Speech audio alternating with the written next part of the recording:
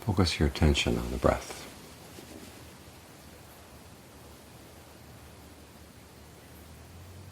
Take a couple of good long, deep in and out breaths, and notice where you feel the breathing process. The breath here isn't just the air coming in and out through the nose, but it's any sense of energy, movement in the body. And notice where you feel that movement as you breathe in, and where you feel it as you breathe out.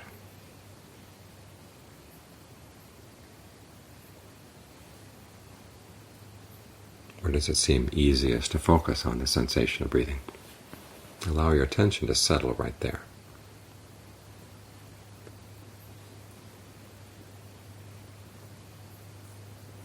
And allow the breathing to feel comfortable. If long breathing feels good, keep it up. If not, you can change.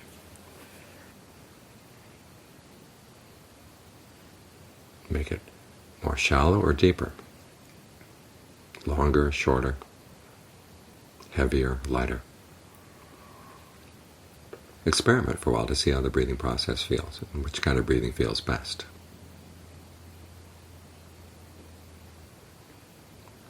When you get a rhythm and texture of breathing that feels good, stick with it for a while. As long as it continues feeling good, stick with it. If after a while it feels tiresome, if it's too gentle, too heavy, you can change. You're trying to develop a quality called alertness, noticing what's actually going on in the present moment.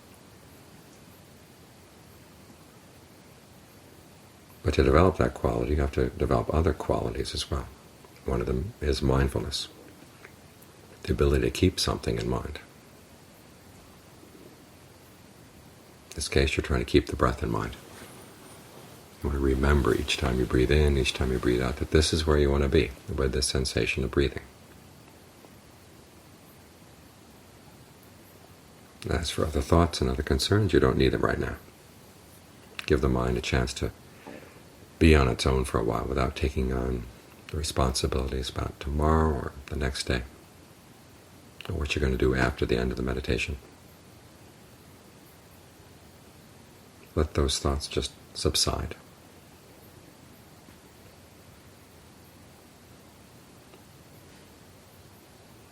But you have to be heedful as well. In other words, realizing that the mind is going to slip off very easily, so you have to watch over it carefully.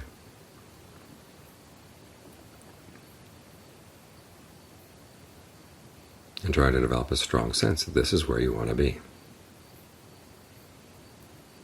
that this is good for you, to train the mind in this way. We talk about taking refuge in the Buddha, the Dhamma, and the Sangha. What that means is that you're trying to develop their qualities in your mind so you can become your own refuge.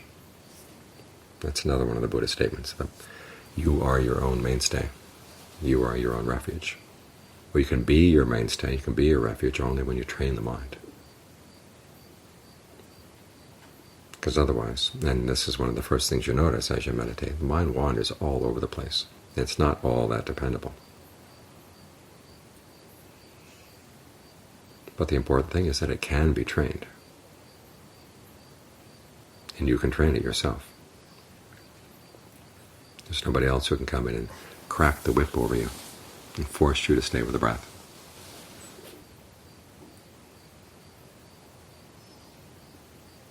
You've got to find the motivation yourself for realizing this is what you need to do, is get the mind in good solid shape so you can depend on it. It's probably one of the scariest things in the world when you realize that there are areas in which you cannot depend on yourself.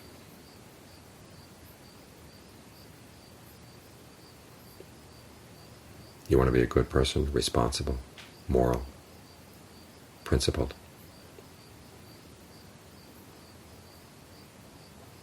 But it's very possible there are situations in which you would let your principles go, when you get pushed to the edge. And some people's edge has a lot lower threshold than others.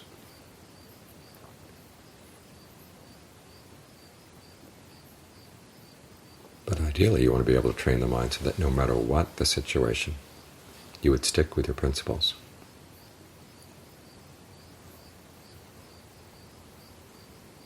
And that requires a lot of training.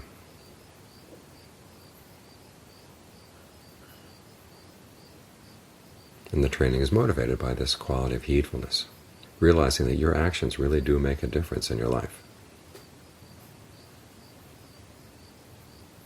You're the one who makes the choices as to what to do and say and think.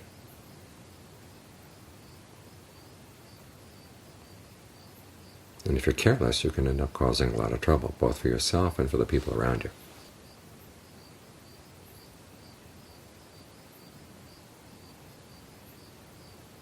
Just before the Buddha passed away, this was his last instruction, which was to be heedful. Because, as he said, all skillful qualities come from heedfulness. The realization that there are lots of dangers in life, and not all the dangers are outside. In fact, the main dangers are inside. Greed, anger, and delusion can cause you to do all sorts of stupid things.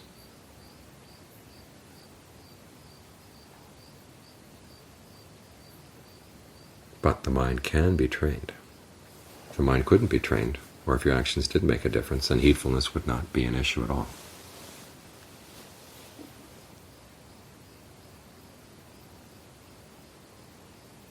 So heedfulness, even though it means a certain sort of wariness, it also means trust and confidence in the fact that your actions do make a difference and they can be trained.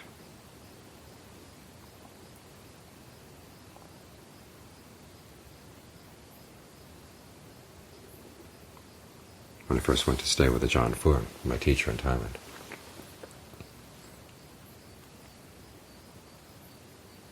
I asked him about the issue of belief, of faith in Buddhism. And he said, the only thing you're asked to believe in is in the principle of your actions, that they do make a difference and you're the one making the choices.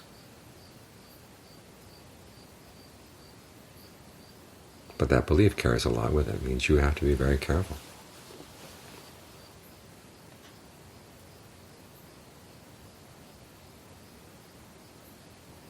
Because it's so easy for delusion to get into the mind. And you'd misunderstand things. There are 5 qualities that get in the way of concentration.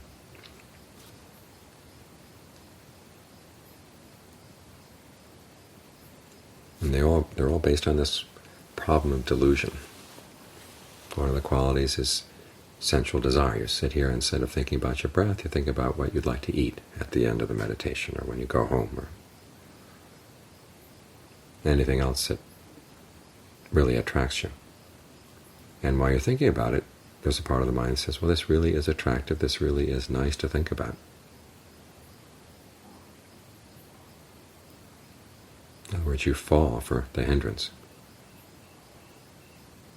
So you have to be heedful and realize, okay, sensual desire is not the path. You're not developing mindfulness, alertness, and all these other good qualities while you're sitting there thinking about sensual pleasures. So you have to learn how to question the thought that says, this is really attractive, this is really worth thinking about. It's that willingness to question your thoughts. That's where heedfulness comes in. And protects you from a lot of misunderstandings. Second hindrance is ill will. You start thinking about someone who's wronged you. And you think about how much you'd like to see that person suffer. And the mind can give all sorts of reasons why that person really does deserve to suffer. But you've got to stop and ask yourself, what would you gain from that other person's suffering? Often when people suffer, they end up creating more havoc than before as they thrash around. The world would be a much better place if everybody could find happiness within. So heedfulness reminds you to question the thought of ill will. Third obstacle you're going to run into is drowsiness, sleepiness. You sit here and the mind begins to drift off, and you start feeling drowsy and think, I really should rest. Then you've fallen for the hindrance.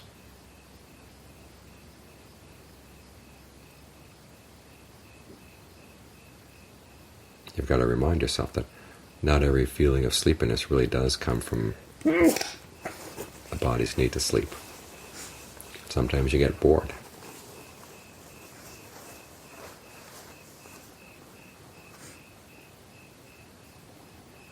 So you've got to test your sleepiness first. One way is to change the way you breathe. If your breathing is really subtle and light, that may be putting you to sleep, so breathe more heavily.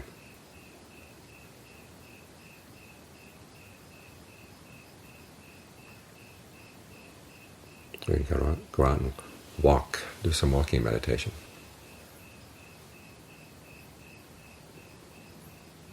One of the Four St. John's recommends walking backwards.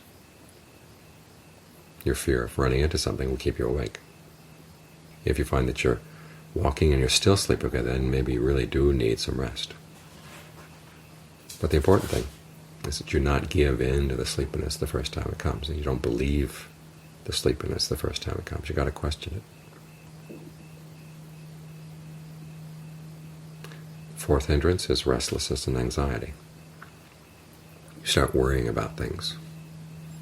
And part of you says, I've really got to worry about this. I've really got to think about this and prepare for that danger, that possibility, whatever it is. But you've got to look at your thinking. Are you actually accomplishing anything by your thinking? Or is it just the mind spinning its wheels and going nowhere? And if that's the case, you're actually wearing down your mind instead of putting yourself in a better position to deal with whatever future dangers they may be. You're making the situation worse. So you've got to question your worrying.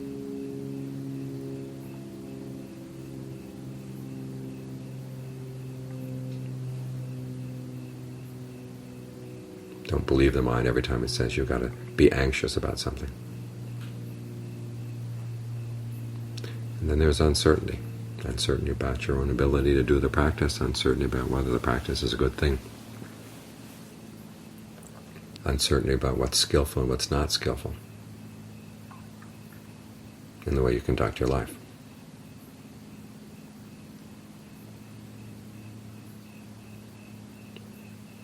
And again, you can give yourself all sorts of reasons as to why you've got to be doubtful. You can't believe everything you hear. Okay?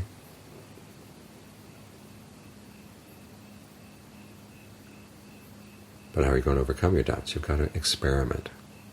Give things a try. Sitting there and doubting is not going to solve the issue. What happens, say, if you stay with a breath for an hour and really stick with it? Give it a try.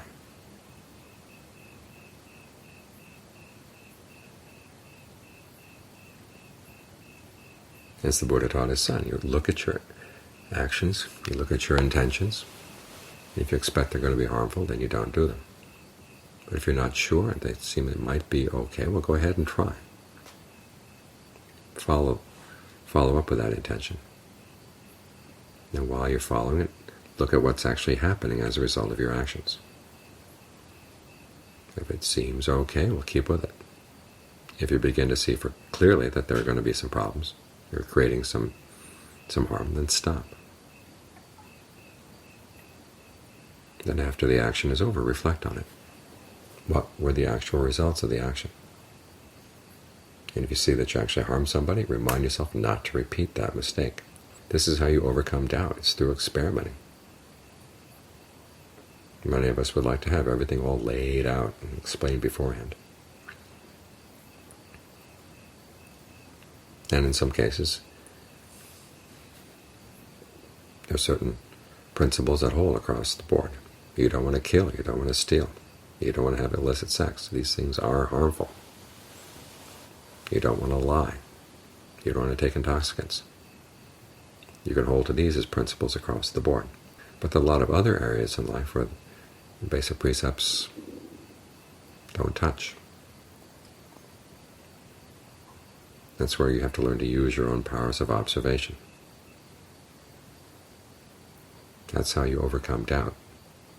Not by just sitting there doubting, but actually being willing to make an experiment. Test your ideas. See what works and what doesn't work.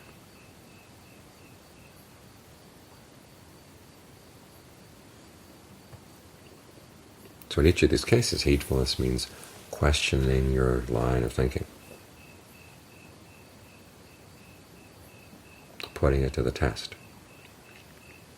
not believing everything that comes into your head.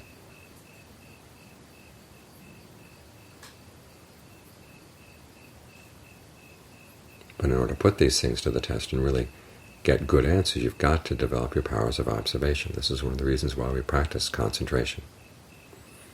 Because the mind, when it's still and steady, can see things a lot more clearly than it was just running around.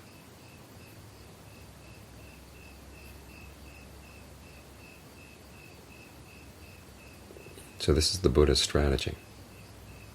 You've got to learn how to observe things for yourself. And then he gives you advice on how to become a reliable observer.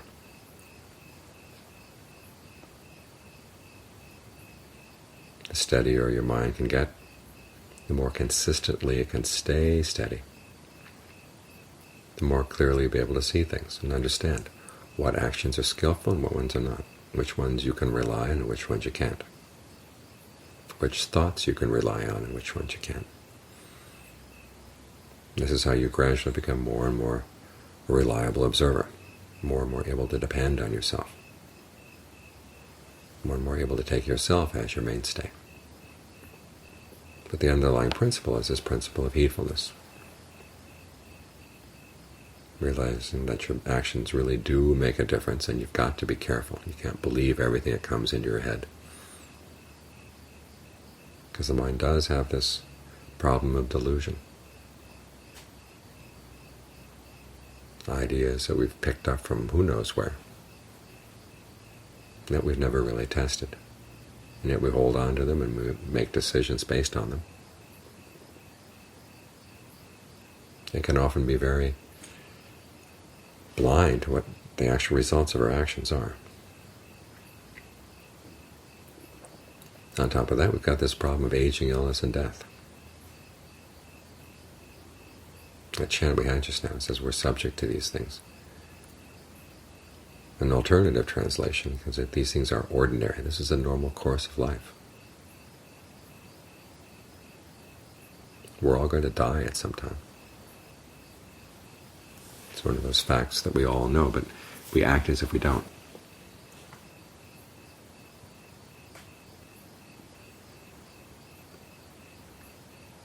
The problem is we don't know when we're going to die, or when we're going to get sick, how quickly aging is going to sneak up on us, which gives a sense of should give a sense of urgency.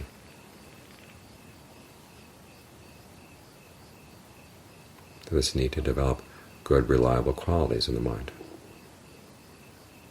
because the only thing you'll be able to really rely on it when aging, illness, and death hit is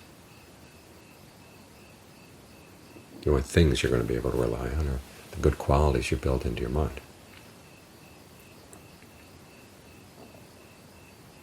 But you can't sit around and wait, well, maybe someplace, maybe a year from now or 10 years from now I'll work at this.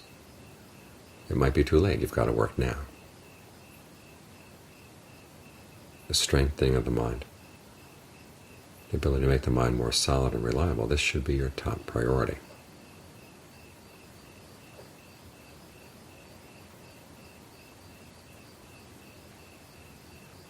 So when you find the mind wandering off, of course the meditation, remind yourself, you don't have time to wander around and sniff at the flowers and look at the sky.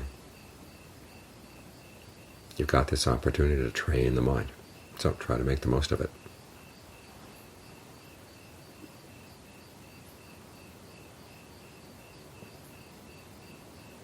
The more you can bring this quality of heedfulness to bear,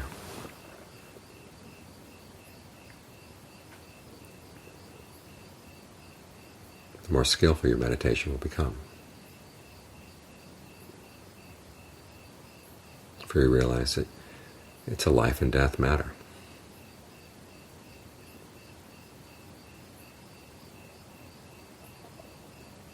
And your actions, as I say, make all the difference. Where do your actions come from? They come from your mind.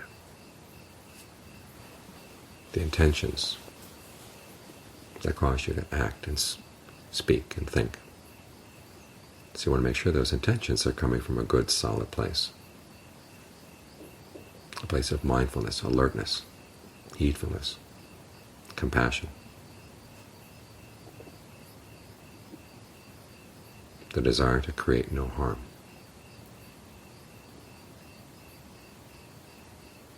The desire to find something solid and reliable inside.